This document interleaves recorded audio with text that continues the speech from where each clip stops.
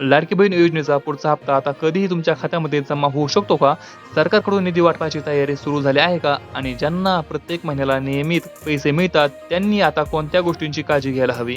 जर तुम्हाला या प्रश्नाची उत्तरं हवी असतील, तर हा व्हिडिओ शेवटपर्यंत नक्की पहा.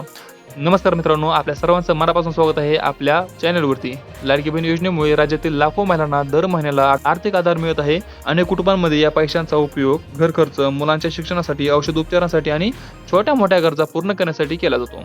त्यामुळे प्रत्येक नवीन हप्त्याकडे महिलांचं लक्ष लागलेलं असतं. आता पुढील हप्त्याबाबत एक सकारात्मक बाब म्हणजे सरकारने योजना नियमित सुरू ठेवण्याची भूमिका यापूर्वीही स्पष्ट केली आहे. त्यामुळे पात्र लाभार्थ्यांनी कोणतीही चिंता करण्याची गरज नाही. अधिकृत प्रक्रिया पूर्ण झाल्यानंतर हप्ता नेहमीप्रमाणे लाभार्थी महिलांच्या खात्यामध्ये जमा केला जाईल.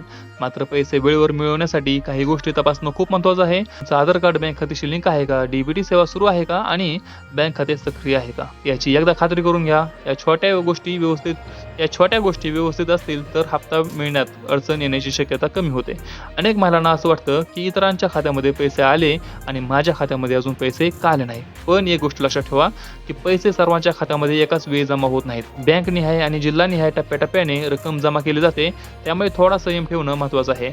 आणखी एक आनंदाची गोष्ट म्हणजे सरकारकडून वेळोवेळी पात्र लाभार्थ्यांची पडताळणी करून योजना अधिक पारदर्शक करण्याचा प्रयत्न केला जात आहे. त्यामुळे खऱ्या गरजू महिलांपर्यंत या योजनेचा लाभ पोहोचवत राहतो. आणि माझ्या सर्व महिलांना एक विनंती आहे, कोणत्याही अफवा, व्हायरल मेसेज किंवा बनावट लिंकवरती विश्वास ठेवू नका. अधिकृत माहितीची वाट पहा. त्यामुळे तुमची फसवणूक होणार नाही आणि तुम्हाला योग्य माहिती मिळेल.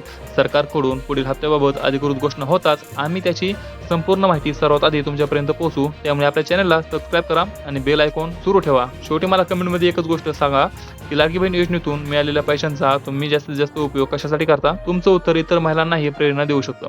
आणि व्हिडिओ आवडला असेल तर आपल्या व्हिडिओला एक लाईक करा, चॅनलला सबस्क्राईब करा. आणि त्याचबरोबर अशा व्हिडिओमध्ये फक्त एवढंच. आपण व्हिडिओ पुढच्या व्हिडिओमध्ये. तोपर्यंत जय हिंद, जय महाराष्ट्र.